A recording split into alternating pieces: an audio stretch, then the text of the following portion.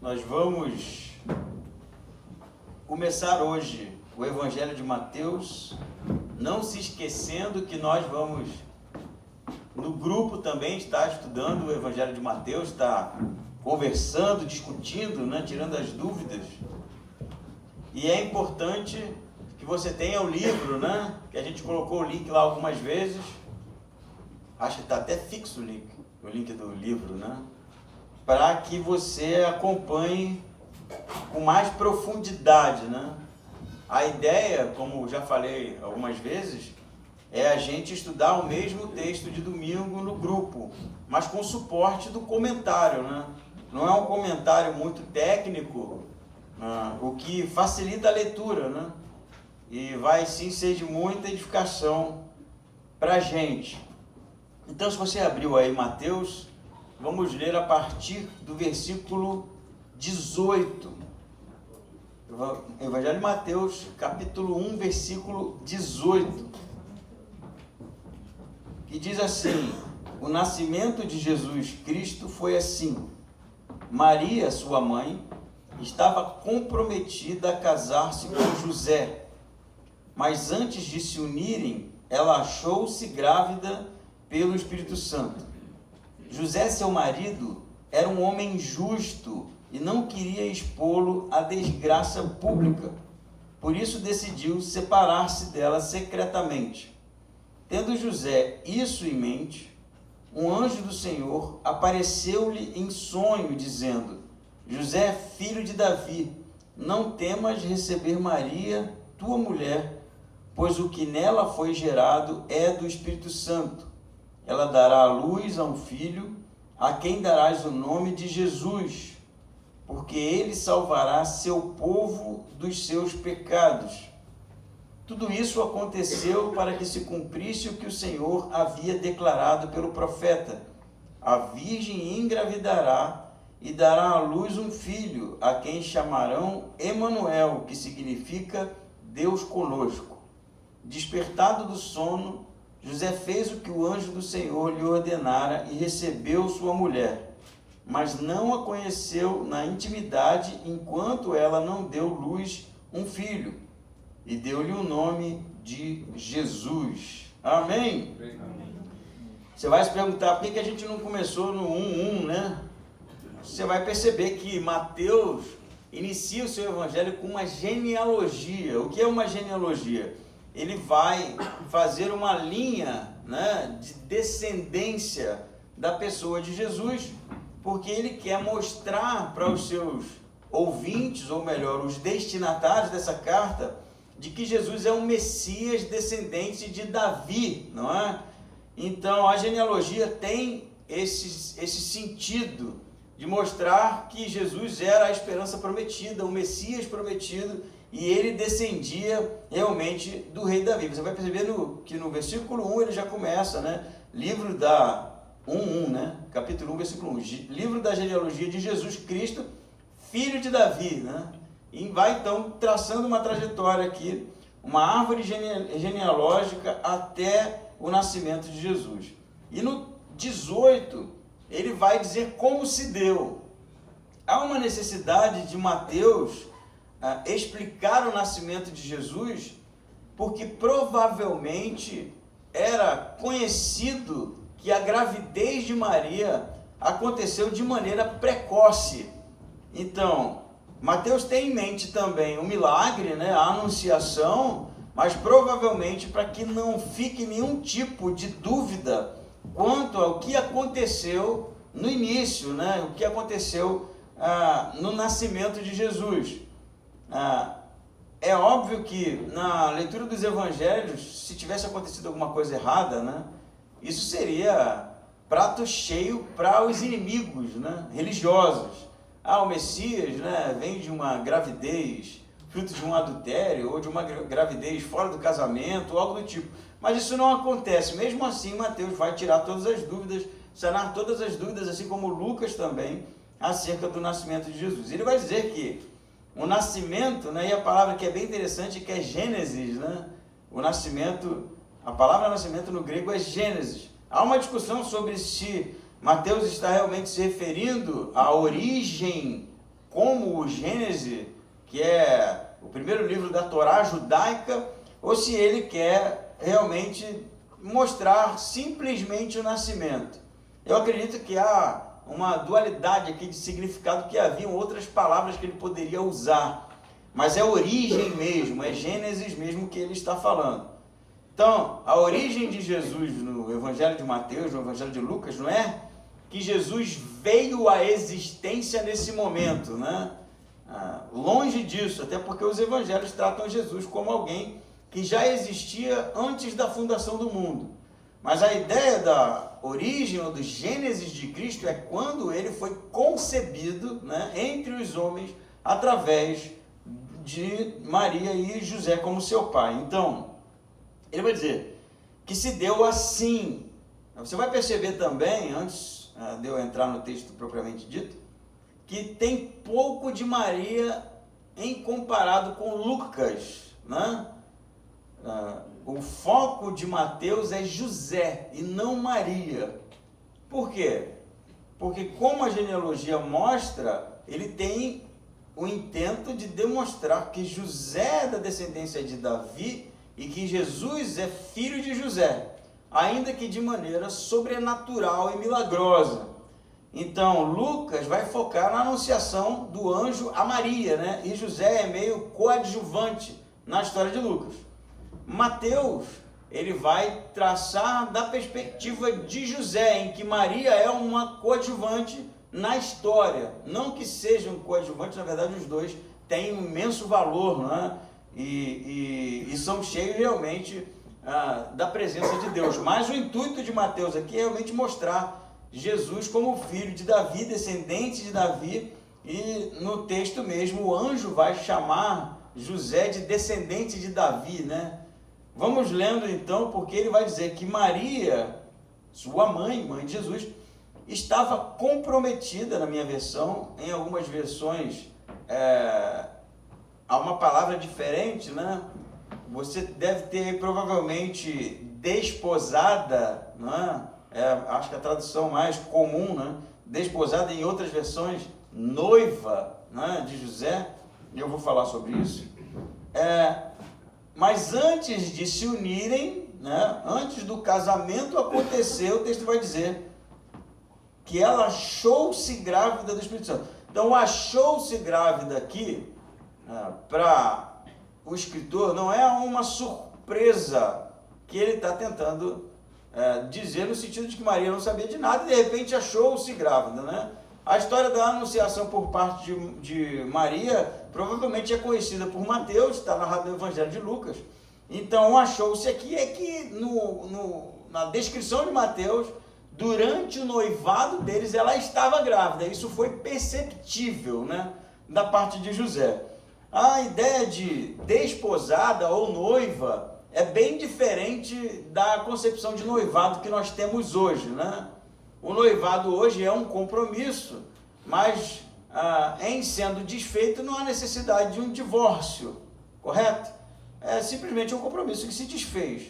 No mundo antigo, a virgem, a moça, ela era prometida, havia um contrato entre as famílias. Então, o noivado já era o casamento sem o ato sexual. Ela já era casada, ela já era mulher, já pertencia a José, e José já pertencia a ela. A única coisa que faltava aqui era o dia da festa, né? E então o momento em que esse casamento seria de maneira plena e integral consumado. Mas ela já era esposa dele, ainda que sem o ato sexual. Por isso, então, que ele vai pensar em se divorciar, não é isso que o texto diz? Em se separar dela, legalmente, né? Porque havia necessidade de um divórcio legal, visto eles já estarem comprometidos, né? Isso era o suficiente para ela ser considerada esposa dele. Então, o texto diz que ela acha-se grávida, né? E antes de se unirem, ela achou-se grávida do Espírito Santo, e José, seu marido, perceba? Eles ainda não se casaram oficialmente, né? Não teve o ato ainda sexual, mas ele já é considerado por Mateus, porque naquele tempo era assim, um marido. E o texto é bem interessante porque diz: José, seu marido, era um homem justo justo e não quis expô-la à desgraça pública. Algumas considerações aí. José vai perceber que ela está grávida. Você não tem uma narrativa em que Maria conta para José que está grávida. Provavelmente, alguns estudiosos vão dizer, se você ler Lucas, quando Maria recebe a mensagem do anjo, né, da gravidez, ela também fica sabendo da gravidez de Isabel, sua prima, que vai dar à luz a João Batista, que era uma mulher já velha, né, com uma impossibilidade de engravidar. E o anjo vai dizer que ela também está grávida de 6 meses. E aí o que vai acontecer em Lucas é que Maria viaja até a casa de sua prima. Então é possível, né, que Maria tenha ficado até ao parto, né, até o nascimento de João Batista com sua prima, visto ela morar muito longe, né, era cerca de 150 quilômetros a pé. E teriam então se passado 3 meses desde a anunciação do anjo a Maria, sem que José tivesse o conhecimento. Então, nesse universo, né, narrado com base nessas informações, quando ela retorna 3 meses depois, ela provavelmente já estava com uma barriga perceptível de gravidez. Então, tudo que José tem é uma noiva que se ausenta e volta grávida. Tudo que ele tem é isso. Ele não tem a história, ele não tem a versão da Maria, ele não tem a visão do anjo ainda. Por isso que o texto vai dizer que ele pensa em se divorciar, né? Mas o texto vai realmente descrever o José de maneira bem interessante. Diz assim, 19 de novo. José, seu marido, era um homem justo e não queria expô-lo à desgraça pública. O que isso significa? Significa que ele era um homem justo à moda judaica, né? Ele guardava as leis, ele observava as leis, e ele sabia que o que ela fez, na concepção dele, na leitura dele dos acontecimentos, era adultério. Então ele era justo, e por ele ser justo, ele não se casaria com uma adúltera. Então, a primeira leitura é essa: José, um homem justo, justo que segundo a lei, guardava a lei, e sabia que adultério era algo gravíssimo, né? E ele, então, mesmo apaixonado por Maria, provavelmente, mesmo amando aquela mulher, sabia que diante da lei ele jamais participaria, né, de um comportamento inaceitável como o que ele supunha ter acontecido da parte de Maria, que seria a traição, o adultério. E aí o que ele vai fazer? Ele não quer expor ela à desgraça pública. Então, o que é a desgraça pública aqui? O adultério, mesmo nessa condição de pré-casamento, né, era algo punido por apedrejamento público. Embora, né, no século I fosse mais difícil isso acontecer por causa de Roma, né, a gente sabe que, embora houvessem as penas de morte, né, na Torá, Roma não permitia que se matasse oficialmente, a não ser com o parecer romano, né? Mas a gente sabe também que muita gente foi apedrejada, né? Por exemplo, a mulher pecadora, né, que é pega em adultério, ela ia ser apedrejada, com Roma ou sem Roma, né? Então as pessoas apedrejavam e sumiam. Ninguém ali poderia ser responsabilizado. O próprio livro de Atos vai narrar um apedrejamento seguido de morte de Estevão, né? Então a gente vê que, historicamente, embora Roma não permitisse esse tipo de sentença de morte, isso acontecia, né? Acontecia com força, né? Então, José poderia se divorciar publicamente, e o que seria isso? Levar a um juízo, né? E, por conta da sua honra ter sido ali ferida, né? Maculada, Maria iria ter que arcar com as consequências. E a chance dela ser apedrejada seria enorme. Mas parece que ele não quer esse tipo de divórcio, porque havia uma segunda possibilidade. A segunda possibilidade era, o texto fala em secreto, né? E parece que tipo, ele iria falar, não tem mais nada com a gente, cada um segue sua vida então, mas isso não era possível, porque o noivado era conhecido, era algo legal, né? Então a segunda possibilidade seria, mediante duas testemunhas, eles romperiam então o casamento, ela seria devolvida à sua família, mas mesmo nesse caso, as duas testemunhas teriam conhecimento do motivo, o que poderia incorrer em riscos para ela também, menores, mas haveriam riscos. Então José parece optar pela o segundo tipo de divórcio, né, de separação. Mas eu poderia parar por aqui para falar alguma coisa bem interessante, né? Que a história é belíssima, né? Retratada em quadros, em filmes, em contos, em tudo que você imaginar, em datas, né, que marcam. Um anjo que anuncia uma gravidez para uma menina que mal tinha 15 anos de idade, provavelmente, né? E que era fruto do Espírito Santo, e dessa gravidez nasceria o Salvador da humanidade, né? Isso é tudo muito lindo, mas a leitura de José não é essa, porque José raciocina com os fatos, José raciocina com a lógica. A noiva dele estava grávida de outra pessoa, tudo que ele tem é isso. E embora ele tenha escolhido por se divorciar de maneira a tentar preservar Maria de alguma forma, a sua leitura das coisas é que isso era inadmissível. E ele não poderia, como homem justo, conviver, comungar, se casar com essa mulher adúltera. Mas a gente sabe, segundo o texto, como José estava errado.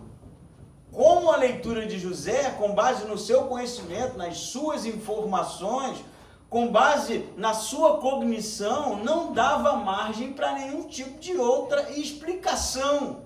A gente sabe que José faz a leitura que qualquer um de nós faria, correto? Será que se Maria tivesse contado para José ia ajudar? Não, José, não é nada disso que você está pensando. Eu estou grávida do Espírito Santo. Eu acho que não iria colar.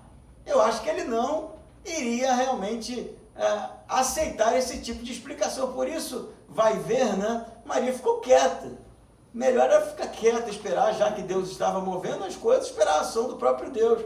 Mas isso demonstra, quem sabe, que a nossa percepção, assim como a percepção de José, com base no nosso conhecimento das coisas, com base no que temos, né, de razão nos acontecimentos, com base no nosso discernimento da realidade, com base no nosso conhecimento do mundo ao nosso redor, que as coisas de Deus nem sempre são óbvias.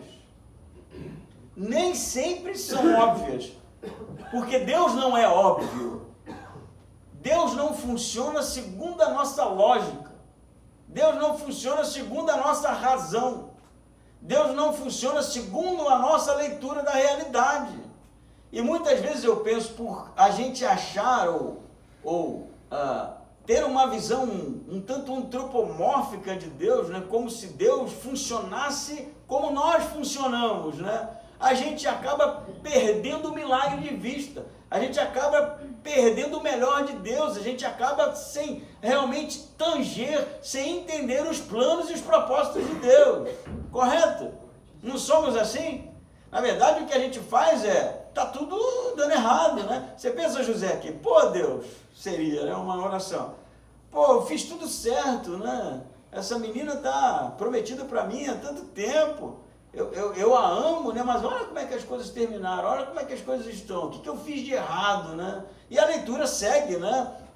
Com base realmente no que ele podia tanger. Mas Deus estava trabalhando em algo que não era claro para ele, que não era perceptível aos olhos naturais, que não era perceptível com a razão humana. Pô, a menina está grávida do Espírito Santo. Quem iria imaginar esse tipo de coisa, gente? Jesus poderia ter nascido de tantas outras formas, e ele seria Deus de qualquer forma, ele seria descendente de Davi de qualquer forma, não mudaria muita coisa não, mas Deus escolheu fazer algo que não era óbvio, que não era comum, que não era cotidiano, que não era banal, porque o Deus que nós amamos, que nós seguimos, é um Deus criativo, é um Deus que tem um plano maravilhoso, lindo, belíssimo. E o que a gente precisa fazer é confiar nele, ainda que as coisas não sejam segundo a nossa concepção do que é melhor. E isso mexe com a gente pra caramba, sabia? Porque a gente sabe o que é melhor. Se você perguntar para mim o que é melhor, eu vou dizer o que eu acho que é melhor, né? Melhor é não ficar doente, né? Eu venho de uma virose aí, como um monte de gente vem, né? E que arregaça a gente. Então, se você fosse me perguntar, melhor é que eu não fique, né? Melhor que eu não tenha que lidar com esse tipo de coisa. Melhor é que as contas sejam pagas, né? Esse é algo fácil, né? Isso rebenta a gente, né? Preocupa a gente. Melhor é que o mundo fosse de outras formas, né? Que outras pessoas estivessem fazendo o que outros estão fazendo errado, né? E assim a gente vai, com base no que nós achamos ser melhor, pintando uma tela, né? E isso limita a gente. Eu não estou falando para a gente jogar com caos, né? Não estou falando para a gente abrir mão dos nossos valores de certo e errado, verdade e mentira, bom e mal. Mas o que eu estou falando é que nem sempre os acontecimentos se dão segundo a nossa medida, segundo a nossa vara de medir do que é melhor. E Deus está trabalhando nisso. E a conclusão da obra será maravilhosa. Quer um exemplo? José do Egito, outro José, né? Vamos falar de outro José. É vendido pelos irmãos, é vendido como escravo, é lançado na prisão e termina como braço direito do faraó, né? Que história, né? Que história! Eu não quero aqui forçar o texto, até porque o José do Antigo Testamento é um tipo de Cristo também, né? E que tem tudo a ver com esse José aqui, e tem tudo a ver com Jesus também, que vai conduzir o povo até a terra prometida, assim como Josué, outro também que, mediante as dificuldades, trilhou um caminho realmente difícil, mas Deus estava agindo. E eu penso que era necessário que José passasse por isso, porque o anjo poderia ter avisado José, assim quando avisou Maria, pô. O que faltou, né, para o anjo? Pô, vou em Maria, você vai ficar grávida. Vou em José, fica tranquilo. Mas não. Já se perguntaram isso? Por que tem esse delay de 3 meses? Por que é necessário José passar por esse tipo de situação angustiosa, né? Ou será que era necessário para que ele realmente dependesse de Deus? Para que ele, quem sabe, melhorasse a sua perspectiva do que Deus pode ou não fazer? Para que, quem sabe, nos momentos de crises maiores, e eles viriam como a fugida, ou melhor, a fuga, né, deles para o Egito, mediante a matança dos inocentes, que vai acontecer, José já não estivesse sendo ali peneirado, né, já não estivesse passando por aquilo realmente para crescer em dependência de Deus, porque tudo que iria sobrar para eles era a dependência de Deus, gente. Não era uma leitura razoável, né? Uma planilha muito bem feita, uma estratégia muito bem bolada, não estava mais na mão deles isso não, estava na mão de Deus. Por isso eu penso, às vezes é necessário a gente ficar realmente nesse lugar de não ter certezas, né? Nesse lugar de não ter, quem sabe, a visão plena do plano, de não ter um mapa nas mãos do caminho certo a ser trilhado, porque Deus quer de nós a dependência dele. É gerar em nós realmente o sentimento correto, o coração correto, daquele que confia em Deus, apesar das coisas estarem desse jeito, porque Ele está trabalhando.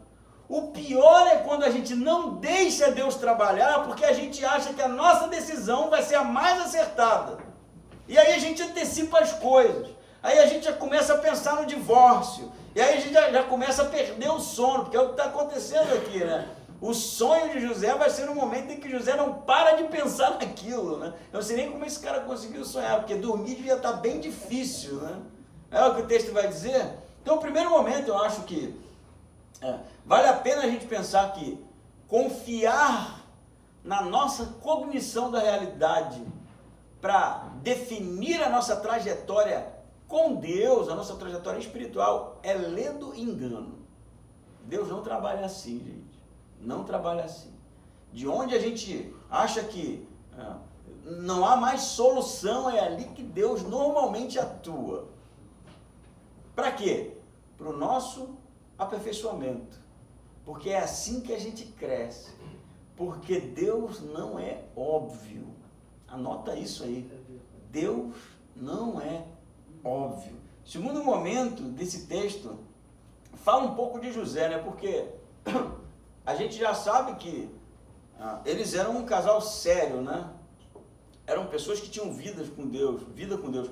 Por isso que foram escolhidos por Deus, né? E o texto vai, assim como em Lucas narra a prontidão de Maria, né? Para um anúncio que ela sabe não seria fácil para ela. Ela vai dizer em Lucas, mas eu não conheci homem algum, né? Como eu poderia estar grávida? Ela sabia que isso poderia acarretar dos comentários, né? Do risco de José ir embora, do risco até de morte, tudo isso era conhecido por ela. E isso é realmente algo destacável na narrativa de Lucas. Na narrativa de José também há elementos bem interessantes, quem sabe podem acender para a gente uma luz do porquê José, né? Por que José?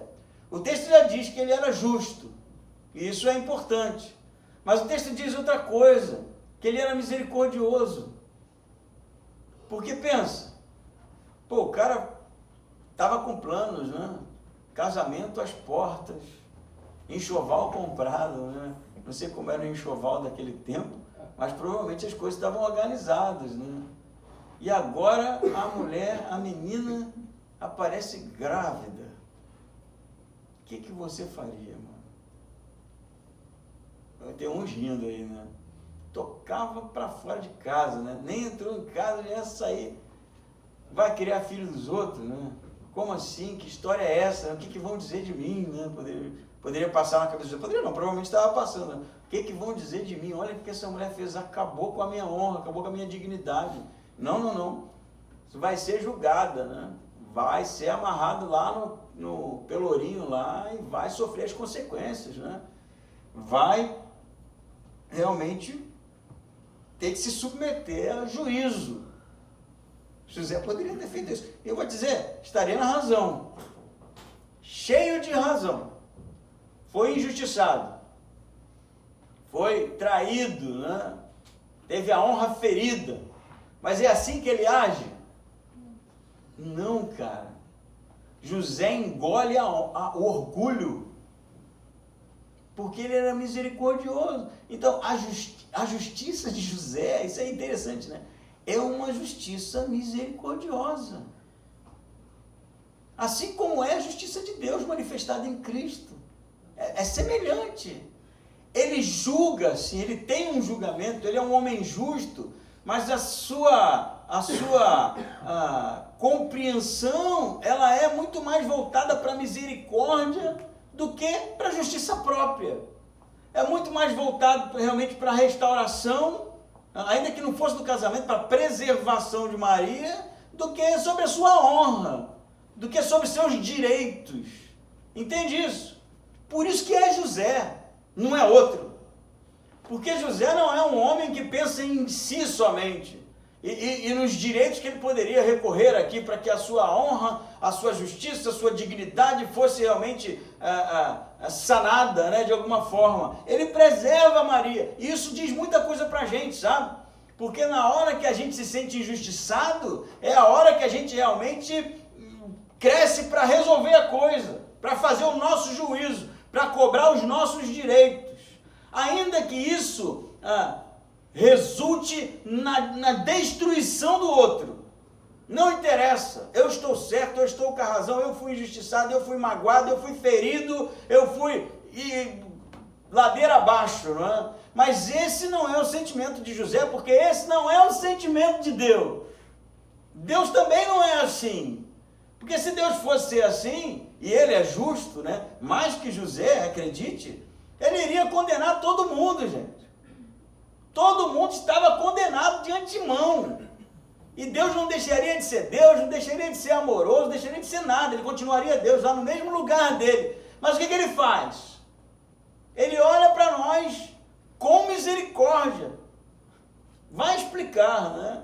Ele olha para nós com misericórdia. Então todo o seu plano é realmente para tentar recuperar, para tentar restaurar, para tentar livrar-nos do castigo, né? É o mesmo coração de José aqui. Não é alguém que está preocupado necessariamente com manter as aparências das coisas, né? Com a vingança, palavrinha terrível, né? a vingança. Toda série, filme, novela, conto contemporâneo e do mundo antigo, daquele que foi violado, daquele que teve os pais mortos, daquele que passou por um sofrimento, é a trajetória da vingança, né? É sempre a mesma coisa. E a gente torce para ele alcançar aquele que foi o algoz que lhe trouxe infelicidade no final e acabar com a vida do outro. E aí o filme termina assim, né? Fogos de artifício, o mocinho venceu o vilão, a família foi vingada. E esse é um sentimento nosso, por isso que isso faz tanto sucesso. Por isso que isso está em todo lugar, porque a gente gosta assim. É assim que a gente gosta. Me feriu? Vai ser ferido. Não é isso? Me fez sofrer? Vai sofrer também. Me machucou? Que o mundo caia sobre ele. Que a mão de Deus pese sobre ele. Não é assim? Mas a gente se esquece que Deus, assim como José, tem um coração misericordioso. E por mais que a gente fira a honra de Deus, por mais que a gente se comporte de maneira a entristecer a Deus, por mais que a gente viva uma vida tantas vezes falha e cheia de defeito, e peque e transgrida, o sentimento de Deus continua sendo o mesmo, de misericórdia e transformação. E por que a gente é assim? Se nós, principalmente, os que fomos alcançados pela misericórdia de Deus, que conhecemos o sacrifício de Cristo por nós, que tomou os nossos pecados sobre Ele, mesmo nós sendo pecadores, por que nós continuamos com esse sentimento de justiça própria? Não entendemos nada. Não entendemos nada. Porque por mais que o outro peque, o nosso sentimento, o nosso coração deveria ser sempre para a restauração. Sempre para a restauração. Aí os meus direitos, pastor, e a minha honra, engula. Engula. Porque Deus não se importa com isso. Deus não quer saber da sua justiça própria. Daqueles que merecem a forca, segundo a sua leitura. Daqueles que merecem o julgamento final. Deus quer salvá-los. E olha José, abre mão dos seus direitos para preservar a adúltera. Falar adúltera já deixa a gente já, né? Ou adúltero, né? Já deixa a gente já em polvorosa, né? Mas é isso que está acontecendo, gente. É realmente um texto desafiador, no sentido de que nós precisamos refletir um coração realmente semelhante ao coração de Deus, que trabalha, que se esforça para que o outro, mesmo sem compreender quem Deus é, mesmo enfiado no lamaçal de pecado, mesmo vivendo uma injustiça terrível, mesmo compreendendo o mundo de maneira completamente errada, mesmo causando danos para a gente, que ele precisa conhecer a misericórdia de Deus e que eu e você sejamos usados por Deus para isso. Amém? Se não for assim, vamos embora. Porque sem isso, acabou o Evangelho. Acabou o Evangelho. E esse é José, né? O texto diz assim, ó, 20. O 19 diz que ele decidiu separar-se dela secretamente, né? Que seria a separação com duas testemunhas. O 20 diz, tendo José isso em mente, isso é interessante, ó, porque no grego, a ideia é que ele pensava continuamente sobre isso. Aqui virou a dor de cabeça de José, tá? Ele estava ali, ó, matutando, né? E até que dormiu, né? Não sei qual foi a técnica que ele usou para dormir, mas dormiu. E diz o 20, um anjo do Senhor apareceu-lhe em sonho, dizendo, terceiro aspecto do nosso José aqui, José, filho de Davi, né? Perceba aqui Mateus salientando, né? Que esse José aqui é descendente de Davi, né? E tem direito ao trono, e essa é a ideia dele, por isso a genealogia. José, filho de Davi, não temas receber Maria, tua mulher, pois o que nela foi gerado é do Espírito Santo. Terceiro aspecto de José é o medo. O não temas aqui, tudo bem, né? Vamos dar um desconto. Toda vez que o anjo aparece, ele diz não temas, né? Já falei sobre isso algumas vezes, porque provavelmente as pessoas ficavam com medo. Então, longe de ser aquele personagem bonitinho, de cabelinhos encaracolados, né? O anjo gerava temor nas pessoas, né? Eu nunca vi um anjo, não, mas provavelmente se ele aparecesse para mim ou para você, a gente iria sair correndo. E ele diria, não temas, fica tranquilo, eu venho da parte de Deus. Mas ao mesmo tempo, esse não temas, ele tem o significado que o texto traz, né? Não temas receber Maria como tua mulher. Por que não temas? Pô, porque aquilo exigiria muito, né? Explicações, né? E ele se casando com ela. Isso aqui é bom, né? Ele se casando com ela. As pessoas não iam saber que a gravidez dela foi por traição. As pessoas iriam dizer, José engravidou ela antes do casamento. Agora o peso está sobre ele. Entende isso aqui?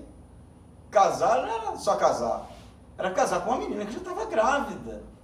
E engravidar a menina antes do casamento, embora ele iria se casar com ela, né? E isso era um impedimento para uma condenação à morte, não era adultério, mas era indigno, né? Para uma sociedade de honra e cultura, né? De honra e desonra, uma cultura de honra e desonra, ele ia demonstrar publicamente que ele não era alguém sério, né?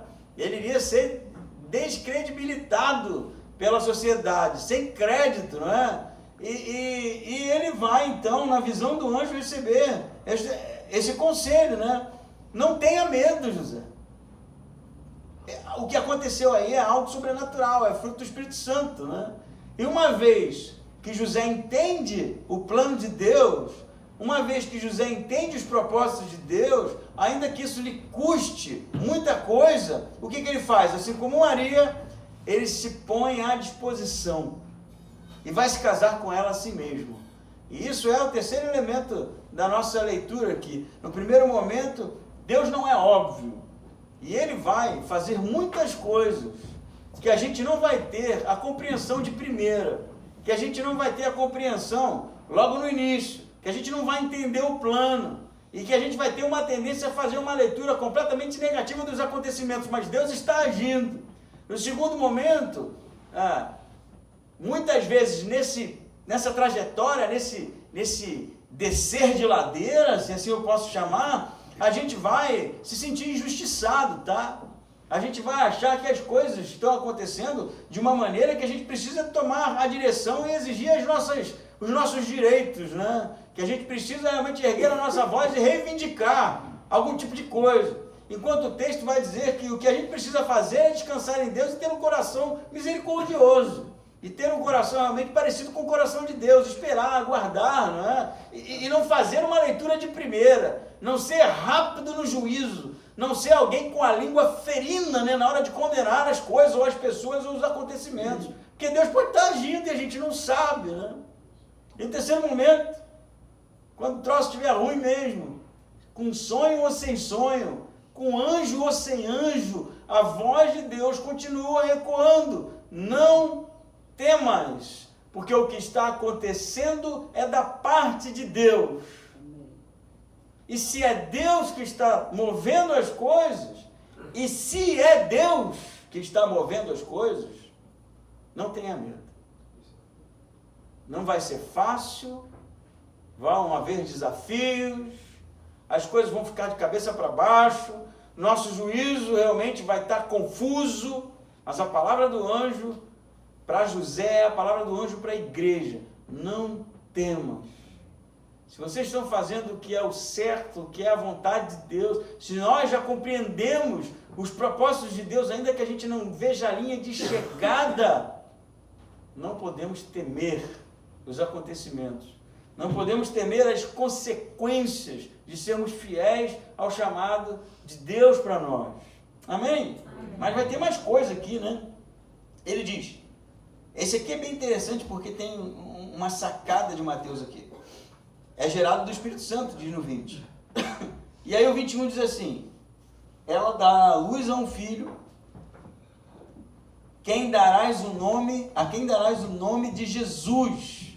E você sabe que Jesus, na língua original, no aramaico, é Yehoshua, né?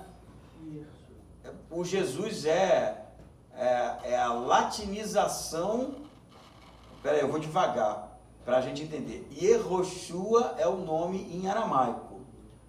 Quando o evangelho foi pregado para os gentios, os gregos, eles mudaram umas letras e ficou Insus, porque Yehoshua era muito judeu para eles falarem, né?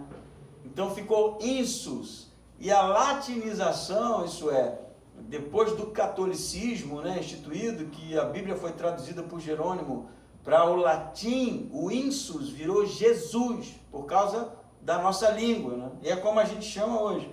Mas ambos os significados, Insus, Jesus e Yehoshua, significa Deus salva. Deus salva. Então, o anjo dá uma ordem para José. Primeiro, você vai se casar com ela, não temos, né? A segunda, o nome vai ser Deus salva. Então, o nome de Jesus, Yehoshua ou Insus, como você preferir, foi decidido por Deus, não por José. Mas por quê, né? E ele diz assim, a explicação, né?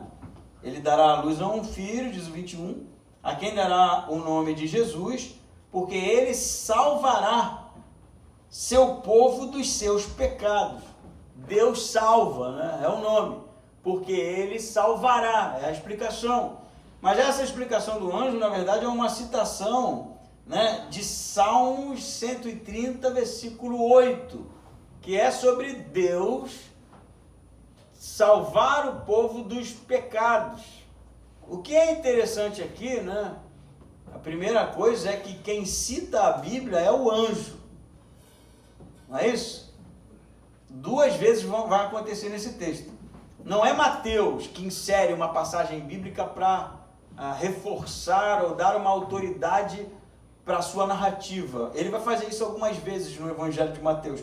Mas aqui é o anjo que cita o Salmo. E o interessante é que no Salmo é Deus quem irá salvar os pecados, ou salvar o povo dos pecados. É Yahweh, né? É o Deus judaico, é o Deus do Antigo Testamento, é o Deus que apareceu a Moisés, né? É o Deus que revelou a Torá. O Salmo é sobre a pessoa de Deus. Mas o anjo aplica a Jesus. Olha que interessante. O que no Salmo é sobre a pessoa de Deus, na boca do anjo, o Salmo se refere a Jesus.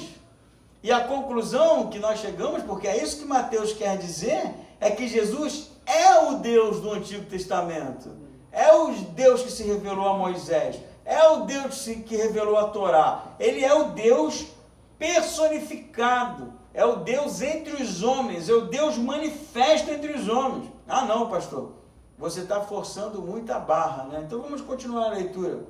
O 22 parece, de novo, que Mateus agora sim, né, vai trazer um texto para reforçar sua narrativa. Mas não, ainda é a palavra do anjo. O anjo ainda está falando. O anjo vai dizer assim, tudo isso aconteceu, tudo isso, a gravidez de Maria, né, o sonho, a aparição, tudo isso aconteceu, para que se cumprisse o que o Senhor havia falado ou declarado pelo profeta. E o anjo de novo cita o Antigo Testamento. Agora ele vai citar Isaías 7,14, que diz, 23, a virgem engravidará e dará à luz um filho, a quem chamarão Emanuel, que significa, não vamos falar junto? Que significa Deus conosco. Então, o anjo pega uma citação de Isaías, né? E vai mostrar para José que o que está acontecendo ali é algo da parte de Deus e que os profetas já haviam falado, de que Jesus não seria somente um filho na impossibilidade da gravidez, como foi de Sara, né? Como foi de Isabel, ou como foi em outros casos em que havia impossibilidade de engravidar e Deus possibilitou. Essa criança, que é o Deus salva, também é o Deus conosco. E Emanuel, né? é um título de Deus, que a tradução é Deus conosco. Então, você junta os dois nomes, e é essa a intenção de Mateus, você tem o Deus que salva, é o Deus conosco. O Deus que salva é o Deus revelado. O Deus que salva é o Deus entre os homens. O Deus que salva é o Deus nascido de Maria, filho de José, que está entre os homens e que morrerá, tomará os pecados do mundo sobre si, como Isaías continua falando, para a salvação de todo aquele que crê. Ufa! Segura aí, José. É isso que vai acontecer, José. O Deus que salva é o Deus conosco, o Emanuel, na boca do anjo, citando o Antigo Testamento. Eu vou lá, né, bater nessa tecla de novo. Mas a gente não quer ler a Bíblia, né? O anjo conhece a Bíblia, gente. O anjo cita os profetas.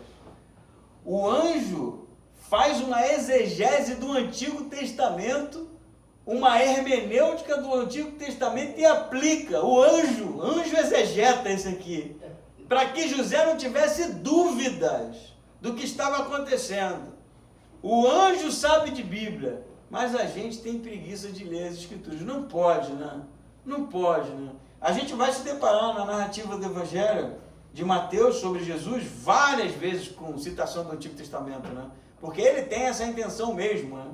De mostrar nas Escrituras para os judeus cristãos, que Jesus era aquele que seria realmente a conclusão dos profetas maiores, menores, das profecias do Antigo Testamento. Ele vai dizer mais, né? 24. Despertando do sono, né? José acorda, ele tem aquele sonho, ele acorda do sono, não do sonho, e José fez o que o anjo lhe ordenara, e recebeu sua mulher. E aí vai dizer, mas não a conheceu na intimidade, enquanto ela não deu à luz um filho. O que Mateus está dizendo? Você leu? Você entendeu? Enquanto ela não teve Jesus, não houve a consumação do casamento no que tange a questão sexual. Mas ele está dizendo que isso nunca aconteceu? Não. O verbo, inclusive no grego, é para dizer que durante a gravidez, isso não aconteceu. Depois eles tiveram uma vida de casados normal, se é que dá para ser normal depois de tudo isso aqui, não é? E aí o texto diz, mas não a conheceu na intimidade enquanto ela não deu à luz um filho, e deu-lhe o nome de Jesus, que é Deus salva. E aí o medo de José é vencido pela confiança nos planos de Deus, pela fé na pessoa realmente do Filho de Deus que estava sendo revelado ali naquele momento. A gente tem medo de um monte de coisa. Nós somos a geração do medo, né? Passamos por pandemia. Daqui a 50 anos, se Jesus não voltar antes, 100 anos, as crianças vão estar estudando sobre a pandemia, tá? E aí a gente vai ser uma história antiga que aconteceu há 100 anos atrás, né? E vamos ficar conhecidos por isso. A geração da pandemia, né? Que ficou trancafiado dentro de casa com medo de morrer, perdemos pessoas queridas, e agora todo vírus que vem a gente se treme todo, né? Vira e mexe, acontece da mídia notificar um vírus novo, não sei aonde, a gente, ai Jesus, tudo de novo.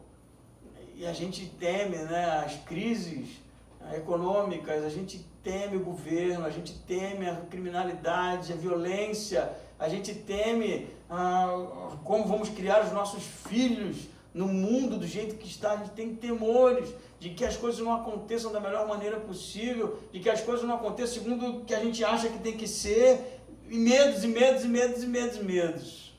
Mas a palavra de Deus, o Evangelho de Mateus, o Novo Testamento, o Antigo Testamento, nos desafia a pegarmos os nossos medos, entregar a Deus e confiar nele.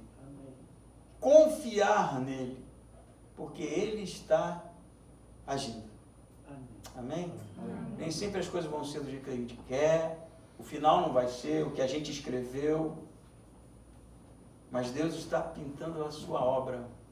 E uma coisa eu posso dizer para você com toda certeza, é a mais bela que você já pôde ver ou contemplar na sua vida. Amém? Vamos ficar em pé e orar?